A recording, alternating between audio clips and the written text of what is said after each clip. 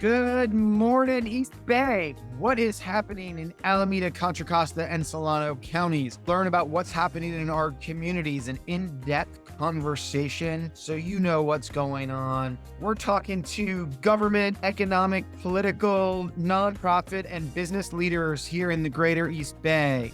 I'm Jared Asch, the host of the Capstone Conversation.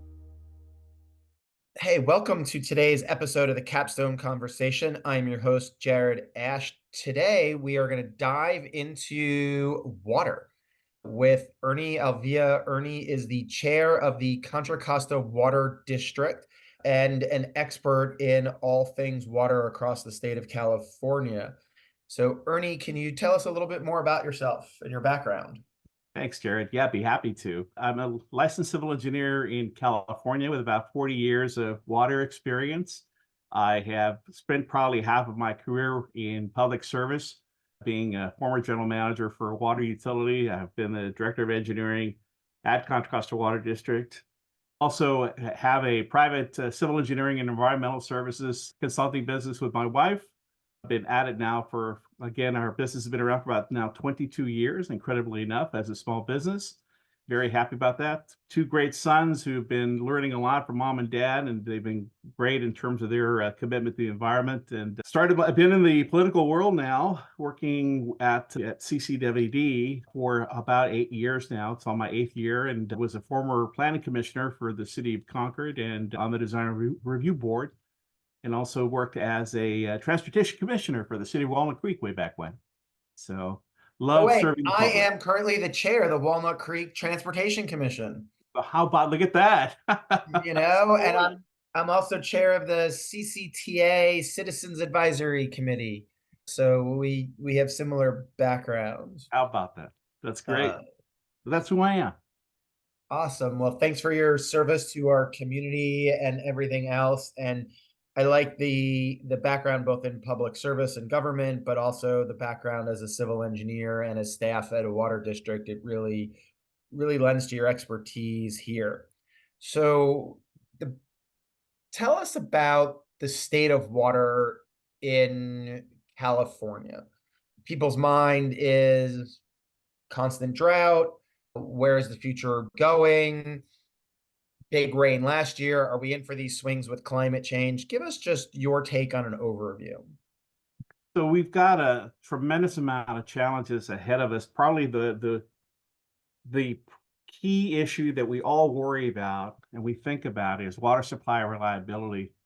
And it's becoming pretty important, especially of late, because we're now starting to see the impact of climate change and climate variability, where before we had a more steady eddy type of flow of water through the Delta, for example, for us at Contra Costa Water, and this impacts other people, so many different Californians that are impacted by the Delta. What's happening now is that before we had water that we could get water from the Delta for like 3, 4, 5, 6, 7 months.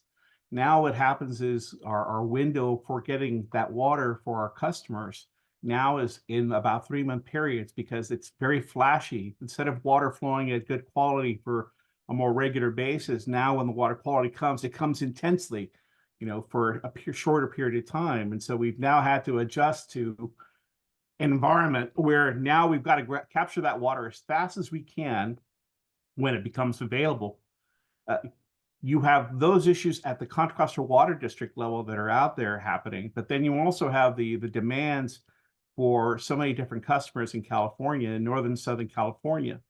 When you've got so many people that are dependent on the Delta and Delta operations, there's a lot of demands that are placed on its operation that impacts so many different things. So it's one of the things that the Bureau of Reclamation has to deal with. It's one of the things that the state water project has to deal with whenever they start looking at planning for how they're going to provide water through there. And that impacts all Californians, because so much water goes between North and Southern California from that perspective. So we've got some very serious issues associated with how climate change is impacting how water gets used and operated. And the result also is you've also got agriculture, right? You've got groundwater issues that are happening as well. So, and then you've got the demands of the Colorado River, because the Colorado River impacts Southern California water customers. They have less water getting off the Colorado, meaning there's more demand or more requests to try to get more water from Northern California. So there's an ongoing issue associated with water supply planning and dealing with those types of issues and finding the balance between managing water in an environmentally sound manner, providing reliable water supply for our customers, while at the same time keeping industry and agriculture taken care of. So we have many challenges like those ahead of us. Probably the other thing that we have to really concentrate on is the fact that we've got to work on trying to streamline permitting for new water facilities. That's another big issue that's happening with desalination, right? It's taking 10, 15, 20 years to get new desal plants certified in California. So those water quality regulations, those regulations associated with their implementation need to be looked at to see what can be done to try to enhance water supply reliability and streamline regulations to get these facilities online sooner than later. And is desal coming from the ocean or the bay, or where are we looking at pulling desal from in this area? Also groundwater. So yeah, if in our area, it would be coming from the bay. So you'd have a little bit of brackish water. You have a new desal facility that was constructed in the city of Antioch, for example. That is getting water from the Delta in freshwater conditions and sometimes brackish water conditions. It's a brand new facility. The Alameda County Water District has had a desal plant in operation for well over 10, 20 years now. It's actually the only operational desal plant that have been functioning for quite some time, and they've been very successful with it. It's one of the most actually cost-efficient operations they have at Alameda County Water District. But yeah, so it's groundwater that can be used. You've got some water that has got, especially around the bay, that is a little bit more brackish. They can use desal plants to get that salt out of that brackish water from groundwater, directly from the bay as well, and of course from the ocean if need be. So in the East Bay, is most of our water coming currently from the Delta? Absolutely, yeah. Matter of fact, 99.9% of our demand comes from the Delta. If you look at the health of our water supply for Contra Costa Water, the key facility you always need to keep an eye on at the state level and federal level is Shasta. We get absolutely most of our water from Shasta Reservoir. So you have to, if Shasta's in good shape in terms of the reservoir levels, then we're in good shape. When you see them depleted, that's when we need to get a little bit more serious about how we manage our water operations. We do that anyway, but if you want a quick look at how the health of our water supply is, look at Shasta Reservoir. For example, I'll give you is if you look at the last drought, we had our reservoir got down to 33% of capacity. That's pretty dramatic. But in 1 year, we got that up. The Bureau of Reclamation was able to get that up to about 80% full within one season. That's how intense this last winter was and how helpful it was to the overall health of the water supply in California. So when we're looking at the future of supply and infrastructure, you're looking at a couple different things. One, you got to catch the water more because it's coming faster in intense years, right? There's a lot of argument that water was lost from the past storms. And you're saying it only got to 80%. Could you have captured it 20%? And then do you need more storage on top of that? And how are we preparing for both of those things? So one of the great, yes, you need more infrastructure to make that happen and to use that. So one of the things that we've seen, for example, is we determined way back when that enhanced storage would be a great requirement and great for our overall water supply reliability. That's why 25 years ago, this community invested in the construction of the Los Vaqueros Reservoir. Before the reservoir was constructed, we had probably about 10 to 15 days of emergency storage available to us with our existing reservoirs. But Los Vaqueros provides us 6+ months of emergency supply. And so that storage element, that investment the community made over 25 years ago has really been a fantastic investment. We expanded the reservoir again in 2012 to provide a greater level of reliability so we'd be able to store even more water there. So overall, that investment we've made in the existing reservoir, if you were to try to build that today, is well over $1 billion investment that the community made, funded 100% by ratepayers. So that investment alone provided us tremendous amount of water supply reliability for not only enhancing water quality, because we could draw the water out and store water that is of high quality for the Delta and put it away, But what it also did is that there were issues with the delta, earthquake were to happen, or if there's a chemical spill in the delta, for example, we could survive off of Los Icaros for half a year, if not more, using the emergency supply that the Los Icaros provides. The other thing that we did too, Jared, is we invested in additional intakes to the delta. If you look at the delta, delta's got fingers at which the water flows to so many different locations in the delta. We invested in different intakes in the delta to try to where we could test the water to see where the best water quality is and tap into that location of the delta to provide the best water quality in the reservoir. So that required a tremendous amount of level investment in that. The other thing we're looking at is we're dealing with about an 80-year-old canal system that's frankly was designed for more agricultural type operations when it was built by the Bureau of Reclamation. Probably one of the biggest investment we're looking at right now is an $800+ million investment in the replacement of the canal into a pipe system that will minimize any infiltration of water. It'll minimize leakage from the canal system when it breaks, and also provides greater seismic reliability. So that's probably one of the largest capital investments the district's done in over 25 years, will be the construction, rehabilitation, replacement of the Contra Costa Canal into a pipe system. And that's well underway, by the way, in terms of the first part of it. We did that specifically because the first 5 miles of the canal is highly influenced by the delta. And so if there's high tides, what have you, there are times we have to worry about the berm. So we don't have to worry that much anymore because we've been replacing with pipeline systems for the last few years. So those kind of investments are what water supply reliability means it requires. So that's helpful to understand in terms of, right, what we're doing for that emergency supply in the reservoir, how we're piping.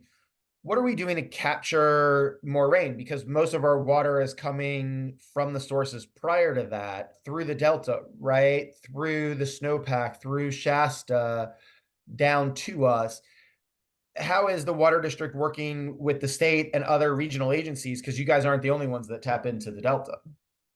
Right. So we coordinate very closely with the Bureau of Reclamation. So one of the things that obviously the State Water Resources Control Board, it makes a key role of making sure that whoever draws water from the delta has the right to draw the water. Right. So we work very closely with the State Water Resources Control Board and existing water rights to make sure that if there are folks that are interested in tapping into the delta, that it's done in a manner that doesn't impact our water quality.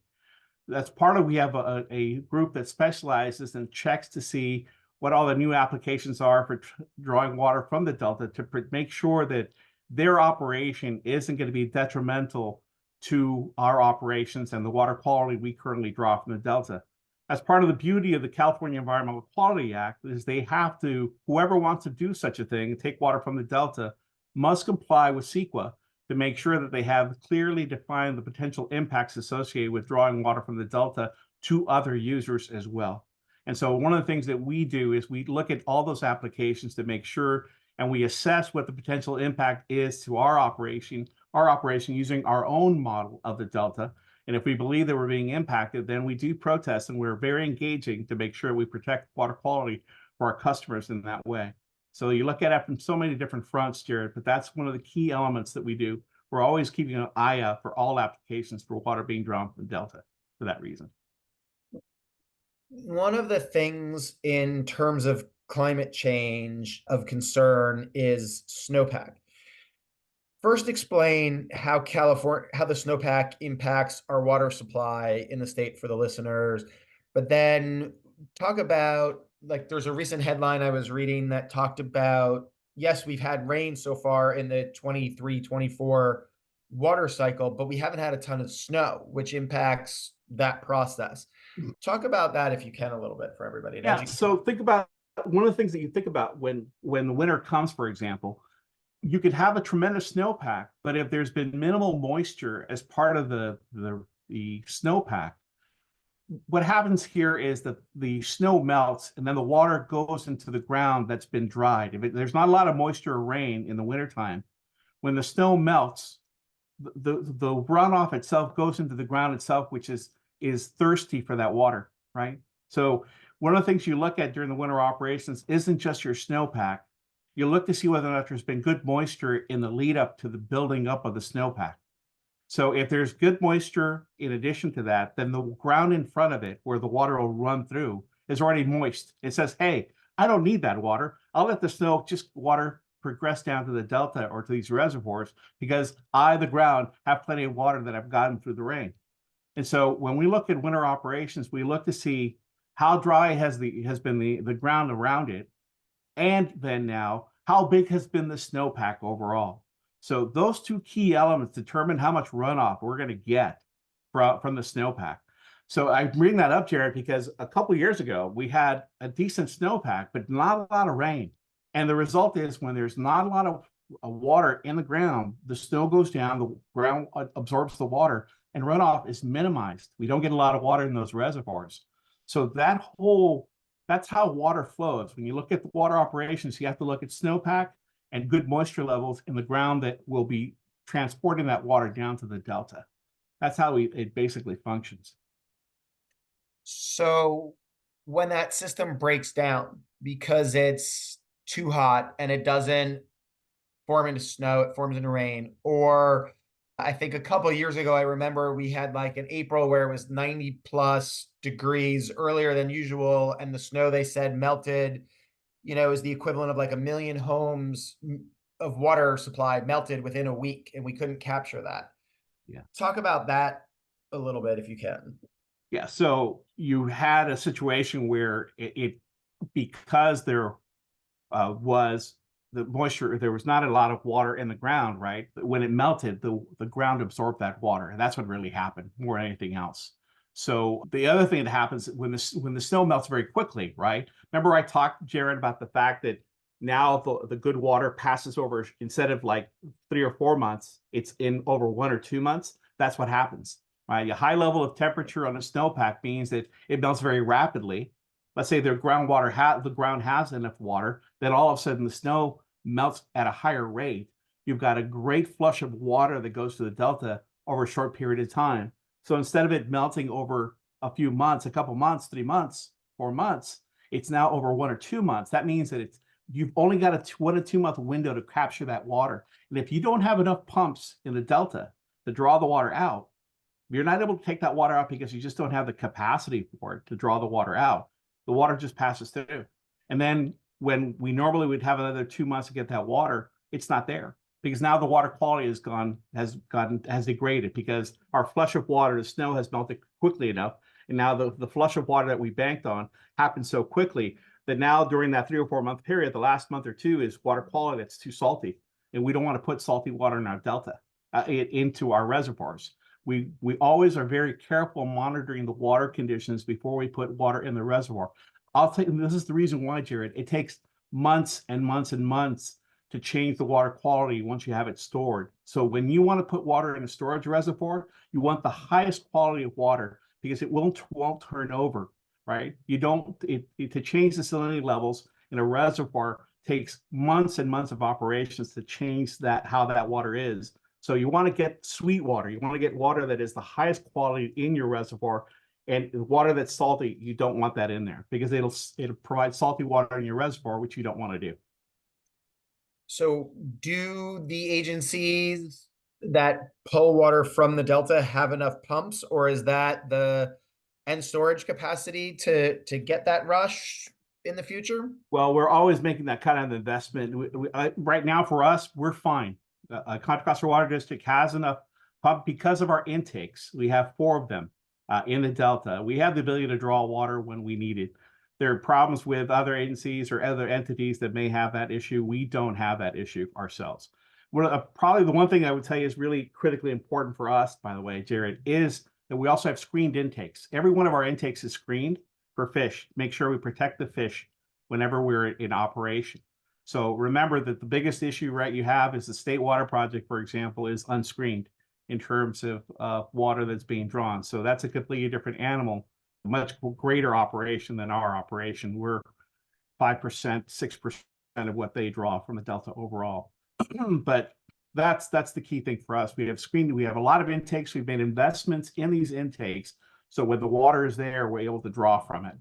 And so, but we're always monitoring to make sure we have the right investment for that. We have a future water supply study that's going to be starting here relatively soon in the next year or so. that kind of provides us an opportunity to look 5, 10, 15 years in advance to say, what could be the water supply conditions in the Delta? And so what we do is we'll use the study outcome to make a determination as to we need to make additional investments in our pumping capacity, conveyance capacity, and even storage for the project for Contra Costa Water. We'll also look at the sources of water too, Jared. So we it's like looking at the possibility of where we can draw water or where we can buy water to make sure that we always have a high level of reliability for our customers. See, Jared, for us, the key thing to remember is we are a 24/7 operation. When you go and turn the tap to your, when you get some water, you want to turn the tap, you want water to flow. That's a lot of responsibility that comes with our ability to always be able to deliver that water to our customers. It's got to be of the highest quality. We've got to make sure that the treatment of the water is of the highest quality as well, that it fully complies with state and federal regulations. We got to make sure the infrastructure, the pipelines, the pump stations, the reservoirs are in full operation, have enough storage, enough capacity to provide that water at the pressure that it needs to be. All of those issues are attributable to make sure that we're always there for our customers 24/7. You turn on the water, it's reliable, we bank on it. And with that comes a lot of responsibility, these types of investments that we have to do and studies. So that's helpful to understand. I want to pivot a little bit to talk about agriculture. A lot of the arguments about water in California is there's actually enough of it for the people, but we feed the rest of America and we feed the rest of the world. I was talking to somebody that said, we send so many almonds from California to China that's one of our biggest water supply problems. I don't know if that's true or not. Talk to me about agriculture and finding that balance of water use from your perspective. So obviously, when you look at it as agriculture is a key industry in California and the world, right? We got to feed a lot of people. I look at it, I've heard the discussion about almonds, and my position is you have to kind of look at the big picture. You're right. We also look at all the fruits and vegetables that we draw into California as well. When you go to the supermarket, you're having fruits from Chile, you've got fruits from Ecuador, right, that are coming into California as well. So if you look at the breadbasket of the world, right, we all kind of work together to try to make sure we provide enough food supply for our people. You think about it, Jared, there are only 5 major regions in the world that is a breadbasket to the entire population of the world. So California is one of those. And I don't know if you knew that.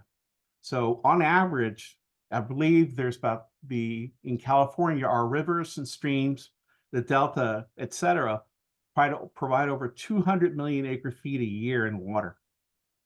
There's on our average year, I think we take municipalities and cities take 5% of that on average of that water supply. Agriculture provides probably about in the order of about 20 to 25% of that water. The rest goes to the environment, right? It's water that flows through the Delta, flows to the streams, and continues on. So you have to kind of look at the big picture and realize that when you look at water consumption in California, yes, ag is a big user. Yes, municipalities are a big user, but so are making sure that we meet enough of our environmental requirements and we take care of the environment as well. So finding the balance, right, dealing with all that, you have to kind of look at the big picture of the breadbasket of the world and say, yes, the California water is used for almonds that are sold to China, but we also have the opportunity to import water that's being used to generate fruit that we consume here in California as well. But I didn't know if you realized what the percentages were for municipalities, for ag, and for the environment. It's pretty incredible. Yeah, well, I think that's why I was asking the question. I do know California produces a lot of food for the rest of the country and the world. Something like 90% of strawberries and watermelons and lettuce and other things come from here. And so the water supply is doing that, and it creates billions and hundreds of billions of dollars for our economy here in California. It is something that makes us a global powerhouse. Let's talk about recycled water and where is the future of recycled water going in the East Bay? How can that help us reduce and conserve? So, Jared, it's a great question. It's one of the things that most people don't realize is that recycled water is a critical element of our water supply system. You know, when I talk about when we look at future water supply needs for Contra Costa Water, 10% of our water supply is recycled water. And most people don't realize that. When we look at what our anticipated demand will be met by recycled water, it'll probably be 15 to 18% of our water supply will be recycled water overall. If you look at the Concord Naval Weapons Station, for example, that's going to have a tremendous market for the recycled water. There's a dual pipe system that's anticipated to be constructed for recycled water and domestic water for that 14 to 15,000 home development in Concord. So recycled water is a critical element that we anticipate, and we work with Central Sand and others to enhance the use of recycled water. What's going to be interesting, Jared, what most people don't realize is there's a real challenge ahead for recycled water. And the challenge is that the state of California has passed a law on enhancing even more water conservation by existing customers, ratepayers of Contra Costa Water District. They want to reduce water consumption an additional 5–10% on a daily basis. What that means, by the way, is higher level of water conservation, even greater than what we've done here today, means that there's less water that goes to Central Sand and others that can be used for recycled water. So it's interesting. It's a real, nervous tension between the need to conserve more water and enhancing more water conservation, but that also means there's less water that can be recycled overall. So we have some real challenges ahead in terms of finding the balance between those two demands, but we integrate recycled water in auto water supply planning now. It's just what we think about all the time. We've got great relationships with the sanitation agencies that we work with, and we anticipate that, and we incorporate that planning in the future water supply study work that we do at Contra Costa Water. And so talk to us about conservation. How is the district working to reduce leaks in old pipes, leaks in the process across? How are you guys saving water? And then we'll dive into homeowners and businesses after that. Yeah, so probably our biggest investment we're making is the canal, for example. We probably lose about 7 to 8% of our water supply through leaks along the canal system. So that's one of the things, largest investment that we're making in overall to try to conserve water and conserve water wherever we can. When we do repairs in the canal every year, it's specifically to minimize leakage from our existing infrastructure. The other thing that we're doing is we have a main replacement program where we have millions of dollars that are invested in the replacement of older pipes that may have breaks or had a high order number of breaks, and we're replacing our infrastructure to make sure that we're prepared for the future. So we replace an average of anywhere from 2 to 5 miles of pipe in a given year every year. Now, when you talk about 740 miles of pipeline, that's not an insignificant investment that needs to be made. So that's what we do. We monitor our system to make sure that we're not leaking. Where we do have some significant leaks of any kind, we replace those. We prioritize those main replacements that take care of those issues. We make sure also that we support, we're looking at the canal repairs overall. So we have a pretty good monitoring system to kind of make sure that we're being very judicious in the use of our water, and we're taking care of any leaks that occur along the system. We have good SCADA programs that provide us good state-of-the-art information where we have anticipated leaks that could be occurring. So that's what we do. And what kind of technology do you deploy to detect those leaks and to increase efficiency on pumps and everything? So what we do is we monitor the flow conditions for pipes with our SCADA system and our meter system as well. We see the aberration in flows in different areas. The computer is able to calculate excessive flow conditions that are out of norm and provide that information and alerts to our controllers. So that's how we're able to use that kind of information in the treated water service area to try to keep an eye on that. We also have a canal patrol system that looks at canal and our operations and maintenance staff that are routinely monitoring the conditions of our 50 miles of canal system to see where we've got excess water conditions that could be impacting the area or the vicinity. And frankly, we have got great customers that tell us when we have a potential issue. They let us know as well. So we have eyes and ears everywhere to keep an eye on those types of systems. So that's what we do to try to maintain the integrity of our water system. And I know you're going to ask me about what we can do for homeowners and industry, but one of the things that we do, Jared, is for homeowners, we offer free work. We work with our customers to provide advice on how they can conserve more water. We have folks that are customer service representatives that go out to our ratepayers for free and help look at their water use, water consumption. We have tremendous amount of rebate program for washing machines and for any variety of different appliances, water smart appliances, rebates to try to help folks come up with more efficient water appliances that they could be using for commercial, industrial, and for ratepayers, homeowners. One of the things too, Jared, that we do is one of the things that I love that we provide is we discount the use of a flume system. Flume is a little device that can be installed in 15 minutes at anybody's home that will alert you when there's a potential leak at your home.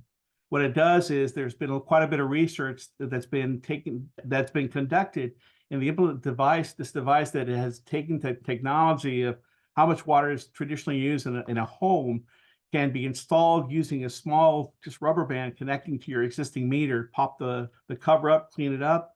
You buy it, install it, and Flume will link up with the account at Contra Costa Water District. And in 15 minutes, it'll tell you if there's a leak that's happening in your home. It's really absolutely amazing. It just tracks it, looks at the flow conditions, and it tells you right away. I didn't know I had a leak in one of my irrigation systems. I put that Flume device in my home, and in 20 minutes, it told me, you have a leak that's detected in your home. This seems to be happening in this particular area. And so I used that information, and sure enough, I found not one, but 2 leaks that were happening in the irrigation system. If you've got a running toilet, it even determines if you've got a running toilet in your home if you're away. It's really absolutely amazing, the technology. And the information is provided on an app. The app tells you and gives you that alert. So there's some great technology that's out there now to help the homeowner be more efficient in how they maintain their existing appliances and watch out for leaks. One of the things that we've also done, Jared, is we have a home serve program so that if folks do have a leak, we offer a program for homeowners at a slightly additional cost that will help homeowners do repairs in their home if they find that there is a leak that requires a plumber to come in and repair their piping system. So we've implemented that program as well to help our homeowners as well be ready for those types of leaks that could be happening in their home. That's great. I gotta get myself one of those devices. It seems easy enough. Probably hard to me to install. I'm not very handy, but we'll make sure we link in the show notes to how people can get that information on that product and on those rebates at the Contra Costa Water District, as well as some other water districts in the area.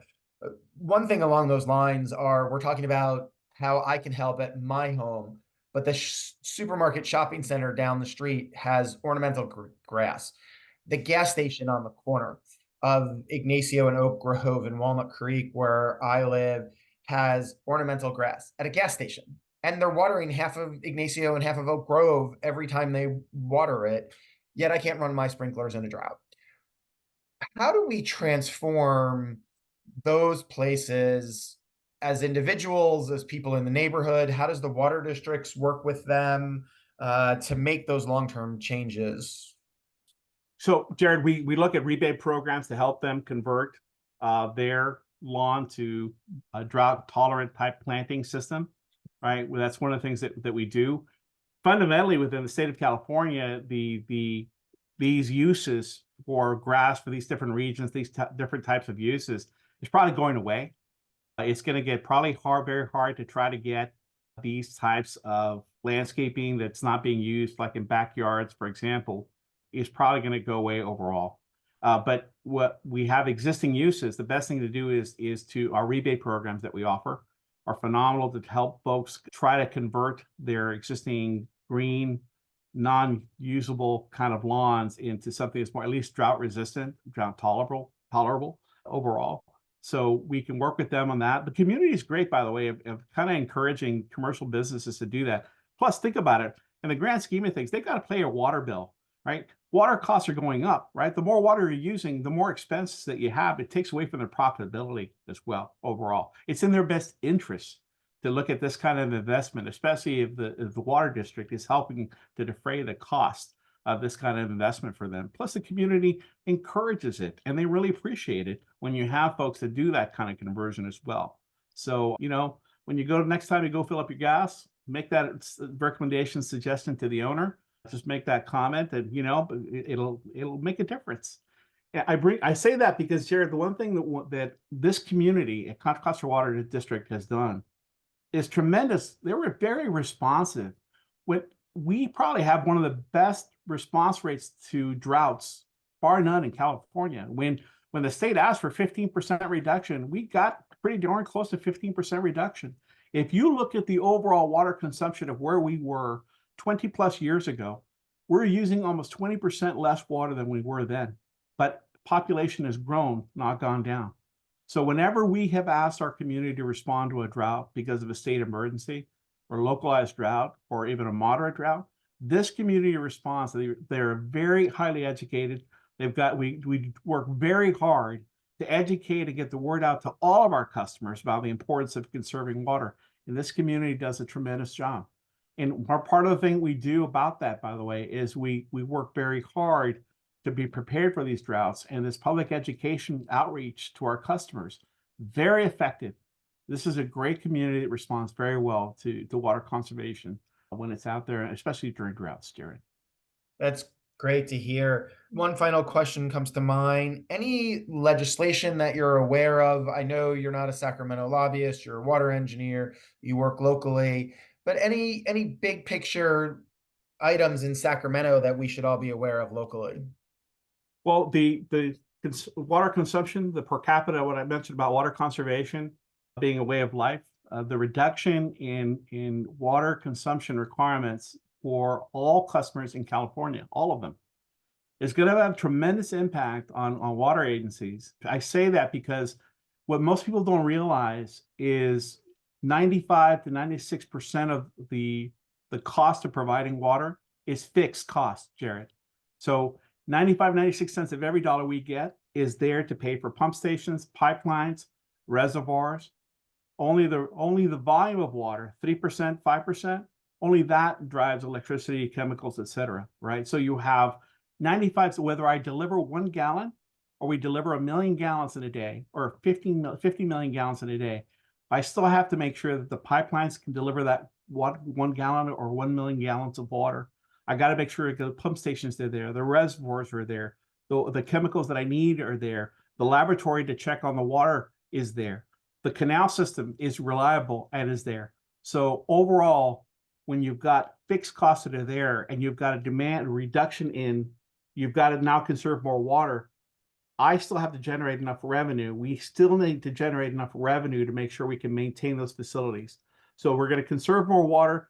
But what that means is I'm going to have less water. That means we've got to deal with the fiscal impact associated with that. Less revenue coming in, but my costs are fixed. We've got to deal with the rate issues are a real big issue about water conservation and water rates. They're directly related to each other. And when you think about folks that are in fixed income, right, this has a direct impact on a lot of folks, not everybody, but has an impact in particular to the low income folks that are fixed income ratepayers that have to deal with higher rates associated because we've got to maintain the existing water system. And now we've got to conserve even more water. We already do a tremendous job already. Matter of fact, if you think about it, Jared, the reason why we've been able to provide water for the growth in our population is because of water conservation savings by existing customers. That's what most people don't realize. How is it that we can allow more growth to occur when there's a major drought happening? It's because, as I mentioned, Jared, our community is responsive. They've conserved water tremendously. They're substantially reduced the water consumption that they did 20 plus years ago. That's allowed that water to be used for growth. Well, if you're now conserving even more water, I've still got to be able to pay for the infrastructure to provide that. So finding the balance in regulations that are being passed in Sacramento in that regard is a big deal. So those are some of the big challenges happening in Sacramento that we're struggling with, trying to figure out the balance between those two items. So keep an ear out for that. That's great, right? It just talks about where the future of water and what's on every water agency executive's mind, right? Is how we move forward in the changing world that we live in. Anything else you want to add that I might not have asked or we might not have addressed yet? I think, Jared, probably the one thing that I really, when you talk about Sacramento and even the federal government, frankly. One of the biggest challenges we have is unfunded mandates, right? So we have a tremendous amount of regulations, rules, compliance issues that are associated with providing water. In many cases, regulations are passed. 99% of the time, regulations that are passed, there's no funding associated with it. We just simply have to comply with them. And so there are many good regulations associated with it, and many good reasons for these items being put in place. But what most folks don't realize, those unfunded mandates translates into rates. It's one of the things that we always have to be cognizant of. I think if I had my dream world, right, we make a big effort whenever we have a new project. We have the California Environmental Quality Act that looks at trying to make sure that we have a clear understanding of the impact of this project, what it could have on the environment, the community, water supply, electricity, transportation, you name it. I wish we could do more of that with new regulations or rules that are being proposed in Sacramento. If there was a better understanding of what the long-term implications are of passing this rule, I think we as ratepayers and our constituents would truly benefit by having a better assessment of these rules and regulations before they're passed. But I live in a dream world, Jared. I hope that'd be one of the things I'd love to see Sacramento and Washington, D.C. implement one of these days.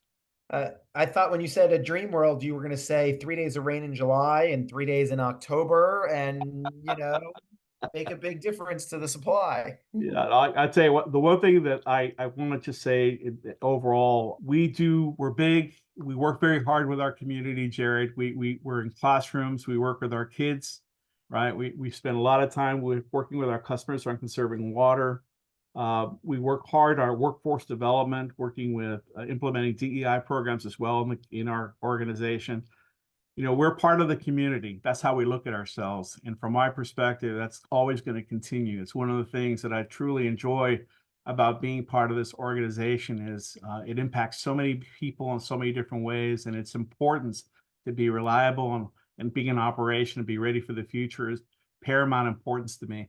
So from my perspective, that's one of the things that I know all of our board members and all of our staff are ready to do.